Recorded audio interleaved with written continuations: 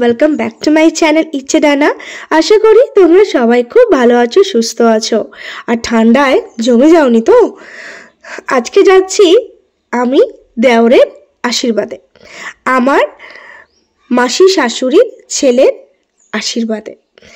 আমরা সবাই দেখো একদম সেজে গুজে রেডি হয়ে গেছি, গাড়িতে অলরেডি উঠে পড়েছি। আমার শ্বশুরমশাইও যাচ্ছেন, আমি, আমার হাজব্যান্ড, আমার মেয়ে, শ্বশুরমশাই সবাই মিলে যাচ্ছি আমার দেওরের আশীর্বাদে। আর যথারীতি পৌঁছেও গেছি। ভেবেছিলাম আমরা হয়তো লেট, কিন্তু গিয়ে দেখলাম না, সবে ওদের আশীর্বাদ পর্বটা শুরু হচ্ছে জাস্ট। তো আমরা দেখে একটু শান্তি অনুভব করলাম, কারণ আমরা ভেবেছিলাম আমাদের অনেকটা দেরি হয়ে গেছে, প্রায় আমাদের 2টোই বেজে গেছিল যেতে। আর হচ্ছে আমার দেওর আর দেওরের বই বলা যেতে পারে, কারণ আশীর্বাদ মানেই অর্ধেক বিয়ে হয়েই যাওয়া। আর এখানে দেখছি কত ধরনের তত্ত্ব। আমি তো খুব স্টান্ড যে আশীর্বাদও এত সুন্দর করে হয়, এত তত্ত্ব, বেশ ভালো লাগলো দেখে। খুব সুন্দর অ্যারেঞ্জমেন্ট করেছিল দুই তরফ থেকে। পুরোহিত ডেকে আলাদা করে এই আশীর্বাদে পর্ব আমি প্রথম দেখলাম, আমার দেখা প্রথম এমন আশীর্বাদ, আমার বেশ ভালো লাগলো। তো চলো তোমরাও এনজয় করো আজকের দিনটা। কি কি মেনু হলো একটু পরে দেখাচ্ছি। আর এখানে আমার সব আত্মীয় স্বজন বসে আছেন, আর আমি একটু গল্প গুজব করে নিলাম। আমার হাজবেন্ডও সবার সাথে আলাপ করলো। অকেশনালি মেনলি সবার সাথে দেখা হয়, না হলে পাশাপাশি থাকা সত্ত্বেও কিন্তু কারোর সাথে কারোর সময় নেই কথা বলার এখনকার দিনে। কিন্তু কোনো অকেশন হলে সেই সুযোগটা আমরা পাই, তাই কোনো অকেশন আমরা মিস করি না, কি তাই তো ঠিক বলছি তো? তো চলো একটু এনজয় করি সবাই মিলে এখানে। তো ফার্স্টে স্টার্টারে ছিল হচ্ছে কফি, ছিল কোল্ড ড্রিঙ্কস ছিল, আর ছিল পনির পসিন্দা, 2 ধরনের মিষ্টি। আর এখানে দেখো কচি কাঁচাগুলো খেলছিল, এটা আমার মেয়ে, আমার ননদের ছেলে, আমার 2 ননদের 2 ছেলে, আমার মেয়ে। আর ওরা খুব আনন্দ করছিল ভীষণ।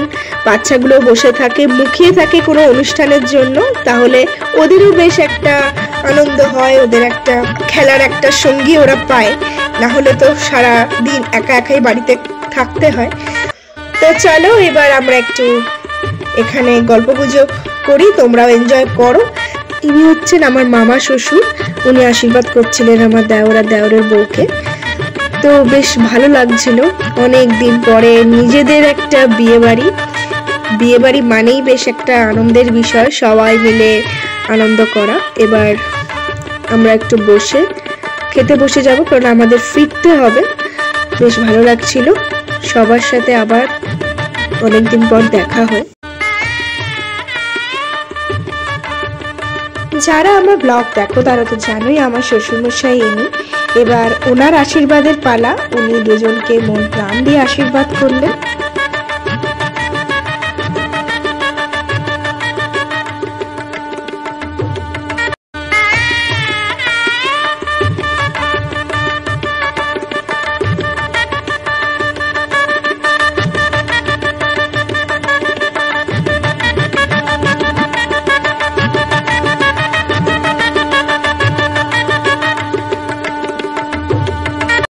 আর এখানে দেখো আমরা দুজনে পাগলামো করতে নেমে গেছি। আমি আমার ননদ কাম ফ্রেন্ডই বলতে পারো, কারণ একদমই কাছাকাছি আমাদের বয়স, সেই জন্য এত সেজে গুজেছি। আর এরকম একটা দিনে একটু মডেলিং না করলে হয় বলো? একদম মিস করে যাবো না এই চান্সটা, তাই একটু ওরা দুজনে মডেলিং করে নিলাম। তারপরে চলে এলাম লাঞ্চে। আমরা এসে দেখি অলরেডি কচি কাঁচাগুলো বসে গেছে, অনেকেই বসে গেছে, আমরাই লেট, আমাদের মডেলিং করতে গিয়ে লেট হয়ে গেছে। আমি আর পরে বসলাম। আর লাঞ্চে কি কি মেনু হয়েছিল চলো দেখে নিই।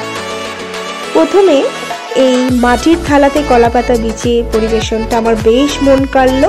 তারপরে প্রথমেই পাতে পড়লো গরম গরম বাসমতি চালের রাইস, ভেজ ডাল, ঝুড়ো ঝুড়ো আলু ভাজা, বেগুন ভাজা, স্যালাড তো আগেই পড়েছিল।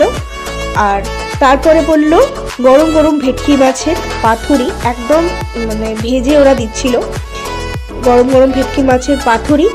আর তারপরে পড়লো মাটন, আর এর মধ্যে ছিল দই কাতলাও। তো দই কাতলাটা আমি খাইনি, সেই জন্য আর দেখাইনি।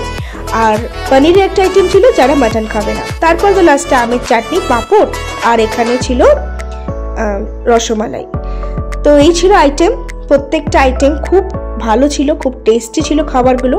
আর লাস্টে ছিল কুলফি, কুলফিটাও আমি খাইনি, কারণ কুলফি খেতে আমার পার্সোনালি ভালো লাগে না, সেই জন্যই খাইনি। কিন্তু প্রত্যেকটা আইটেম খুব ভালো ছিল আর বেশ ভালো লাগলো।